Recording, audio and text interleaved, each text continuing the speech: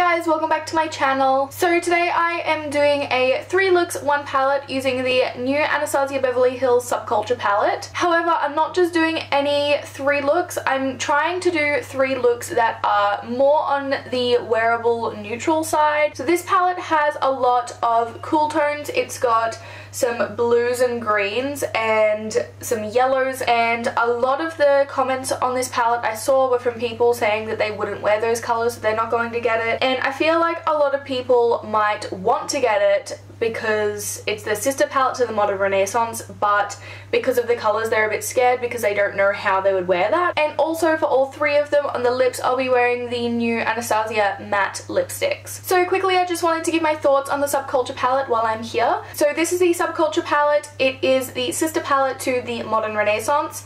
Modern Renaissance is my all-time favourite palette. This is the palette that I reach for when I don't know what to do with my eyes. Like, it's just my staple palette.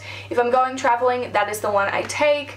Like, I just need that palette with me at all times. It's my all-time favourite. So I've used this 3 times now, and from what I've used of it, the blendability is beautiful. Some of the darker shades are a little harder to blend out, but that's just because they're so pigmented and I end up going in with way too much product and then it's hard to blend out, but that is nothing to do with the shadows.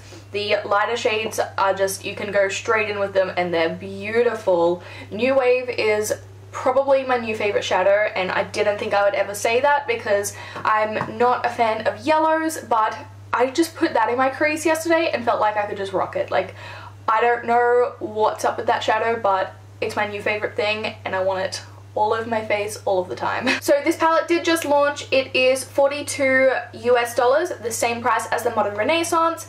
I believe the Modern Renaissance is $75 at Sephora in Australia, so that will be the same price that this one will be here. Similar to the Modern Renaissance, it has the velvet finish on the outside.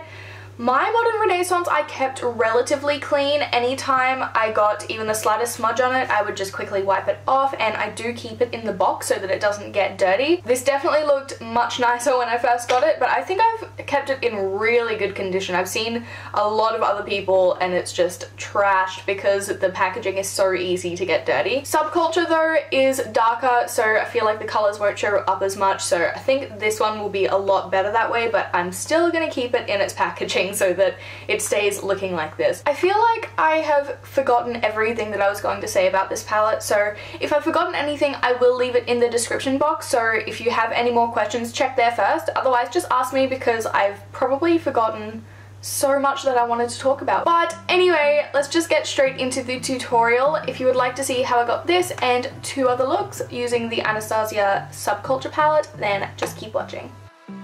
So this first look is a Cranberry Halo eye using that gorgeous duochrome pink shade. So I'm starting off with the shade Dawn, and I'm just running this through my crease, making sure that I go right into the inner corner as well as focus some pigment on the outer corner.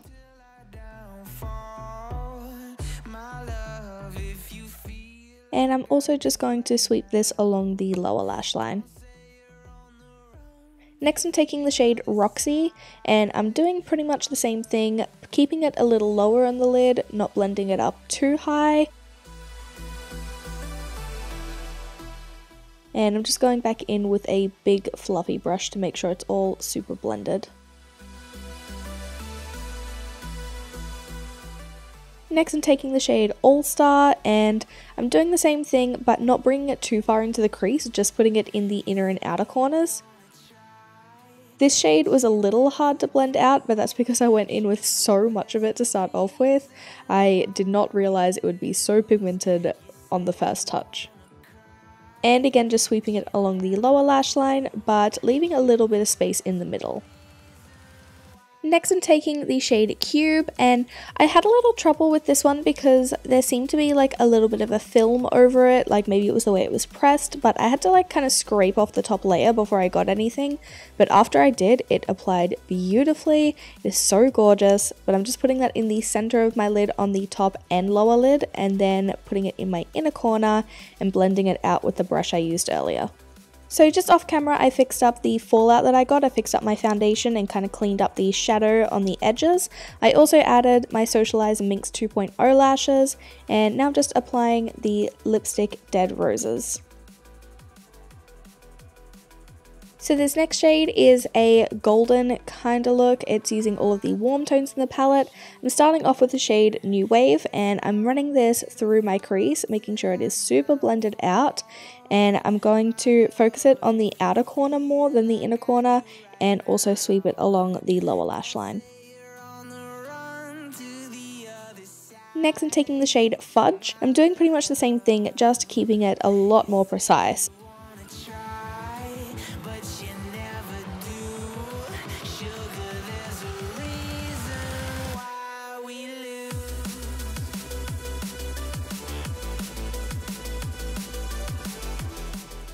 And I'm just going back in with the brush that I had New Wave on, just to help blend it all in together.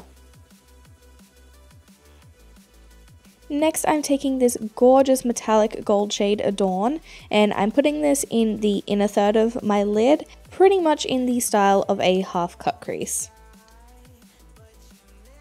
Next, I'm just doing some winged liner, just using my Kat Von D tattoo liner.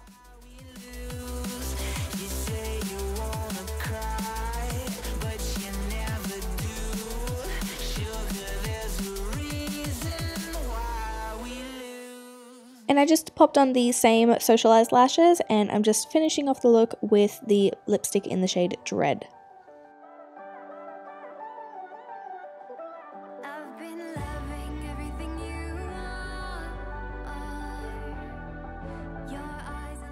So this next look is one a little more grungy. It's using some of the greens in the palette. I'm starting off again with the shade Dawn and just running this through my crease and focusing it mostly on the outer corner, as well as running it along my lower lash line. Next, I'm taking the shade Fudge and just doing the same thing, just deepening up my crease and outer corner, but just doing it a lot more precisely than I did with the previous color.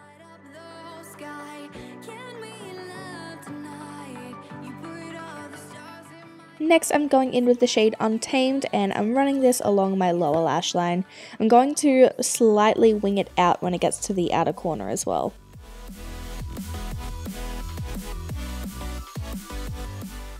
And then just going in with Electric, just adding a little pop of color and a little bit of a highlight for the inner corner. And then for the lips, I thought this would go really well with Dread, but I already used that in the previous tutorial, so I ended up going in with the shade Cool Brown.